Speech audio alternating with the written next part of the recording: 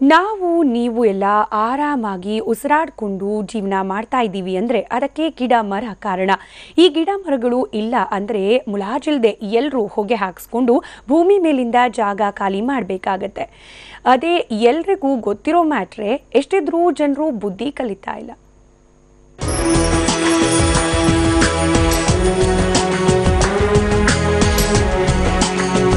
ವಸಂತಕಾಲ. ಮರದಲ್ಲಿರೋ ಎಲೆಗಳೆಲ್ಲ ಒಣಗಿ ಉದುರಿ ಹೊಸ ಎಲೆಗಳು ಚಿಗುರಿ ಮರಗಳೆಲ್ಲ ಹಸಿರೊದ್ದು ಕಂಗೊಳಿಸ್ತಾ ಇದೆ. ಆದ್ರೆ ಈ ಮರ ಮಾತ್ರ ಒಣಗಿರೋದಕ್ಕೆ ಕಾರಣ ಇಲ್ಲಿನ ಕೆಲವರ ಕಿತಾಪತಿ.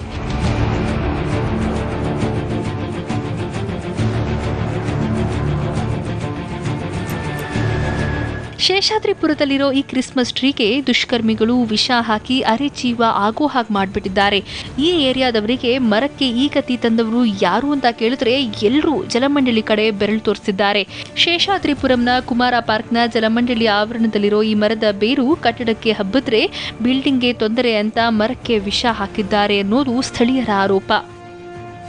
ಗುಣಮಟ್ಟದ ಮೇಲ್ಗಡೆ 1.5 ಅಡಿಲಿ ಉದ್ದೇಶಪೂರ್ವಕವಾಗಿ ಅದನ್ನು ಒಡೆದು ಅದಕ್ಕೆ ಆ್ಯಸಿಡ್ ಹಾಕಿ ಈ ಮರವನ್ನು ಸಾಯಿಸಿರುವಂಥ ಎಲ್ಲ ಲಕ್ಷಣಗಳು ಸಹ ಕಾಣ್ತಾ ಇದೆ.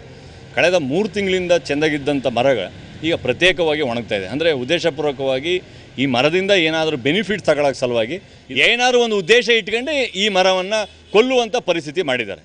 ಅದಂತೂ ಖಂಡಿತ. ಕ್ರಿಸ್ಮಸ್ ಟ್ರೀಯಿಂದ ಕಿಟಕಿಗಳನ್ನ, ಮನೆ ಬಾಗಿಲುಗಳನ್ನ ತಯಾರಿಸಿದ್ರೆ ಒಳ್ಳೆ ಬಾಳಿಕೆ ಬರುತ್ತೆ. ಪೆಟ್ರೋಲಿಯಂ ಗ್ಯಾಸ್ನಂತಹ ಅನಿಲಗಳನ್ನ ಶೇಖರಿಸೋಕೆ ಈ ಮರದ ಕಾಂಡ ಹೇಳಿ ಮಾಡಿಸಿದ್ದು.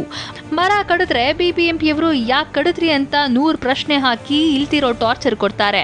ಅದಕ್ಕೆ ಮರಕ್ಕೆ ವಿಷ ಹಾಕಿ ಒಣಗೋ ಹಾಗೆ ಮಾಡಿ ಆಮೇಲೆ ಅಯ್ಯೋ ಮರ ಒಣಗೋಯ್ತು ಅಂತ ಡೌ ಕಚ್ಚಿ ಅದನ್ನ ಕಟ್ ಮಾಡಿ ಮಾರ್ಕೊಳ್ಳೋಕೆ ದುಷ್ಕರ್ಮಿಗಳು ಐಡಿಯಾ ಮಾಡಿದ್ದಾರೆ ಅನ್ನೋ ಆರೋಪವೂ ಇದೆ.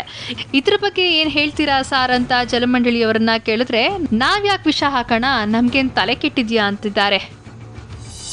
ಎಲ್ಲ ಹಸಿರಾಗಿ ಚೆನ್ನಾಗಿತ್ತು. ಇದು ನೋಡಿದಾಗೆ ನಾವು ಅಬ್ಸರ್ವ್ ಮಾಡ್ದಂಗೆ ಇತ್ತು. ಈಗ ಮೊನ್ನೆ ಬೇಸಿಗೆಯಲ್ಲಿ ಒಣಗ್ತಾ ಇದ್ದಾಗ ಇದು ಒಣಗ್ತಾ ಇದೆ, ಅದು ಯಾಕೆ ಒಣಗ್ತಾ ಇಲ್ಲ ಅಂತ ಅಬ್ಸರ್ವ್ ಮಾಡಿದಾಗ ಅಲ್ಲಿ ಕೆಳಗಡೆ ಎಲ್ಲ ಮೇಲ್ಗಡೆ ಚಕ್ಕೆ ಎದ್ದಿದ್ದು ನೋಡಿದ್ವಿ. ಅದನ್ನು ನಾವೇನು ಇದು ಇವಾಗ ತಾವು ಹೇಳಿದಷ್ಟು ಸೀರಿಯಸ್ ಆಗಿ ತಗೊಂಡಿರಲಿಲ್ಲ, ಬೇರೆಯವ್ರು ಬಂದು ಮಾಡಿರೋದೇ ಇದು. ಬಟ್ ನಮ್ಮಲ್ಲಿ ಸ್ಟಾಫ್ಸಲ್ಲೂ ಆ ಥರ ತುಂಬ ಅತಿ ಕ್ರಿಮಿನಲ್ ಬುದ್ಧಿಯಿಂದ ಮಾಡಿರ್ತಕ್ಕಂಥವ್ರು ಏನೂ ಇಲ್ಲ. BWSSP ಅವರು ವಿಷ ಹಾಕಿದ್ರು ಅಥವಾ ಬೇರೆ ಯಾರಾದರೂ ಮರನ ಮಾರ್ಕೊಳ್ಬೇಕು ಅಂತ ಈ ಕೆಲಸ ಮಾಡಿದ್ರೋ ಗೊತ್ತಿಲ್ಲ. ಒಟ್ನಲ್ಲಿ ಜನರ ಸ್ವಾರ್ಥಕ್ಕೆ ಒಂದು ಮರ ಬಲಿಯಾಗಿರೋದಂತೂ ದುರಂತ. ಶಿವರಾಜ್ ಕುಮಾರ್, TV9, ಬೆಂಗಳೂರು.